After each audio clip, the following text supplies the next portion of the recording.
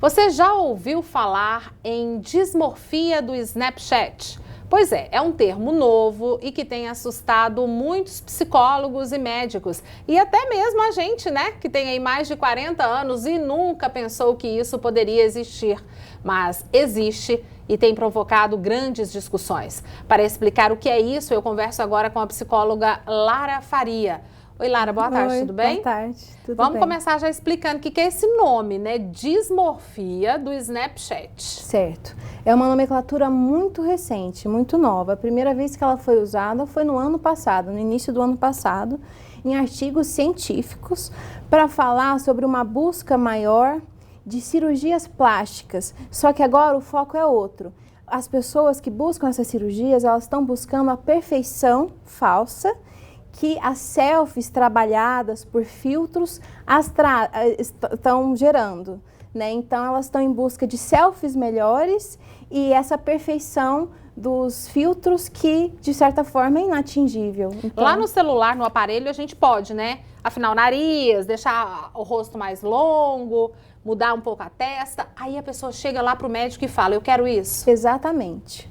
Houve um aumento de 55% de buscas exatamente por isso, em cirurgias plásticas. E como que a psicologia vê uma situação como essa? Porque, assim, pra gente parece irreal, né? Você querer ser aquela outra pessoa ali.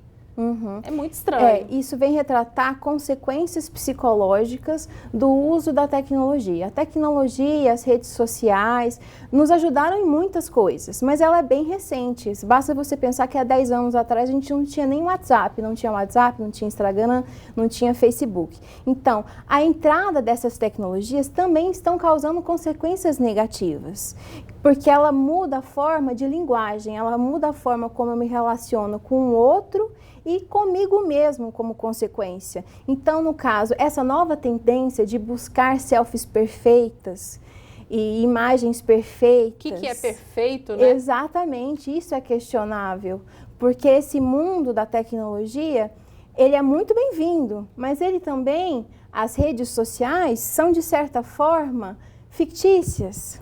Nós interpretamos personagens nela. E não tem problema interpretar personagens, né?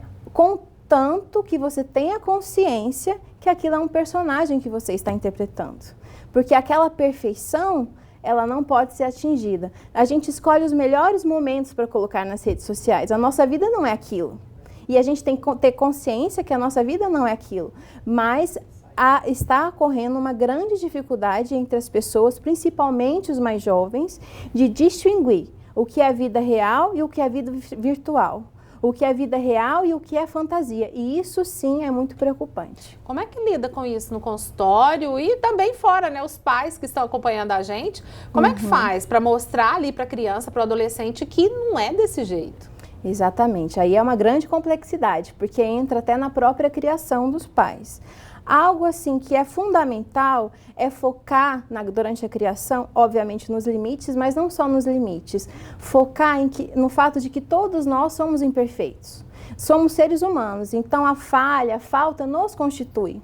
E não tem como negar isso, porque as redes sociais tentam negar isso, né? Não somos perfeitinhos lá, mas isso não é real. Então mostrar para o filho que não somos tão perfeitos como parecemos, que a imperfeição ela pode ser trabalhada, que temos pontos positivos, então acho que entra por aí também. Trabalhar as diferenças, né? Exatamente, as diferenças, porque com a entrada desse mundo virtual, há um aumento do narcisismo. O que é o narcisismo? Um foco maior em mim. Eu começo a achar que a minha opinião, ela é muito válida, muito melhor do que a dos outros. E aí isso entra uma outra dificuldade, que é eu me relacionar com um diferente. Porque esse mundo que é plantado nas redes sociais, ele é fictício, ele é um mundo virtual. Não é totalmente realidade o que está lá.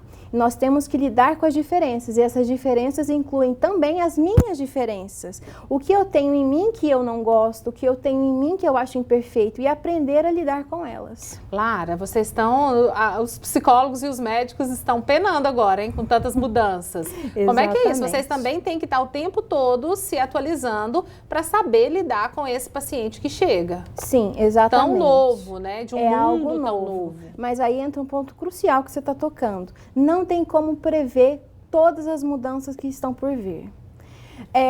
Esses nativos digitais, que devem ter agora aproximadamente 10 anos, vão sofrer maiores consequências, sim. Assim como estão sofrendo os jovens de agora. Mas elas não são previsíveis. Por isso que entra a questão central de criação. Tem que estar de olho, né? Os pais têm que estar de olho. Lara, muito obrigada. Eu que agradeço. Nossa, esse assunto rende, né? Que a gente pudesse ficava aqui conversando muito mais, porque é muito interessante, é muito bom. Muito obrigada pelo trabalho. Né? É mente humana. E está convidada a vir outras vezes. Obrigada.